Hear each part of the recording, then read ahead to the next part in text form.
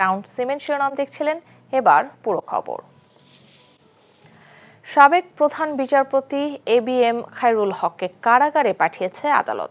ধানমন্ডির বাসা থেকে গ্রেফতারের পর তাকে আদালতে হাজির করা হয়।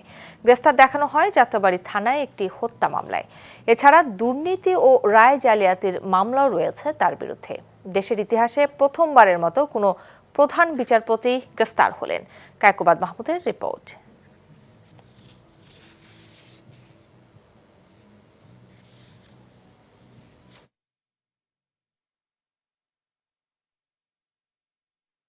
সমালোচিত সাবেক প্রধান বিচারপতি ABM খায়রুল হক, তার বিরুদ্ধে মামলা হয়েছে দুর্নীতি ও রায় জালিয়াতি, সংবিধানের ত্রয়োদশ সংশোধনী বাতিলের মাধ্যমে তত্ত্বাবধায়ক সরকার ব্যবস্থা অবৈধ ঘোষণা এবং হত্যার অভিযোগে। সাবেক এই প্রধান বিচারপতিকে গ্রেফতারের পর কঠোর নিরাপত্তার মধ্য দিয়ে নেওয়া হয় ঢাকার চিফ মেট্রোপলিটন ম্যাজিস্ট্রেট আদালতে। একদল বিএনপিপন্থী আইনজীবী তখন তার বিরুদ্ধে দুয়ধ্বনিতে বিক্ষোভ করছিল আদালত প্রাঙ্গণে। বিক্ষুব্ধদের এড়িয়ে নিরাপদে পুলিশ তাকে নিয়ে যায় আদালতের ভেতরে।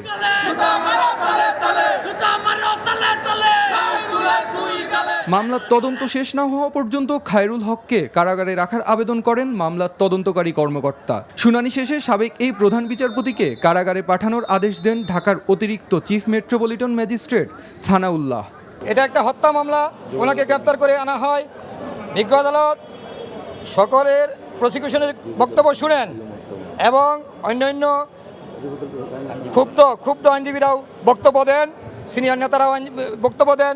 আজকে আমরা বিজ্ঞ আদালতে বলেছি যে এই খায়রুল হক বিচারপতি হওয়ায় বিচারাঙ্গনকে কলঙ্কিত করেছে।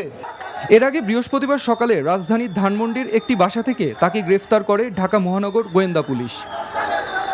Kaykobad Mahmud, NTV news, Dhaka.